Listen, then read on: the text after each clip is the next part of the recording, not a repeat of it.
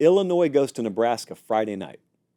In fact, halftime of this game is probably when I'll do Friday night lines because that worked very well last Friday night. This is a top 25 matchup. Do you realize that? At least in the AP, it's a top 25 matchup. I've got a big-time paper popper of a stat here. Both of these teams are 3-0. This is Nebraska's first 3-0 start since 2016. It is Illinois' first 3-0 start since 2011. So, who figures out how to deal with prosperity here? This is an interesting situation when we talk about tests, because the test for Nebraska was thought to be the Colorado game. Everyone was building up for the Colorado game. This is the test for Nebraska, not the Colorado game. This is the test. Illinois' defense is 13th in points per game allowed, 33rd in yards per game allowed. They've been pretty stiff against opposing offenses. Colorado, not so much. And Dylan Raiola, kind of a familiar theme with a lot of the young quarterbacks facing first-time situations. He hasn't had his bad week yet. He's about a 74% completion guy, only thrown one pick.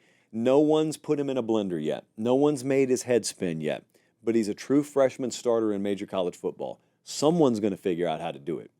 You got a little bit of a book on him now. Someone's going to figure that out. But the Nebraska running back room has quietly been really legit. So it's not a one-man show there. Don't let Nebraska play clean. That's the whole key for Illinois. They're coming in here, and they're 117th in yards per game last year. They are 50th right now.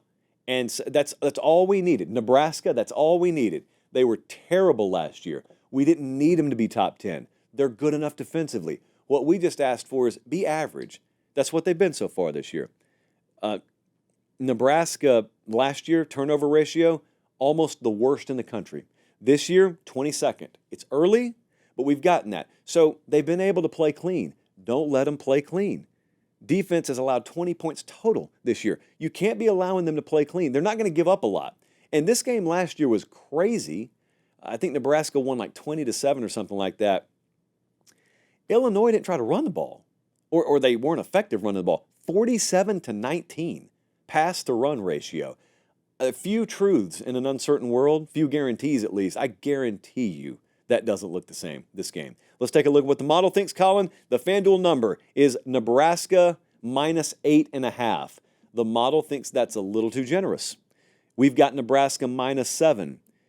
Classic two-way go here. I think Nebraska wins. It's a very tight game. That over-under is 43, so it's a game played in the upper teens, low 20s. I think Nebraska wins. I think Illinois finds a way to cover. No money for us on that one right now.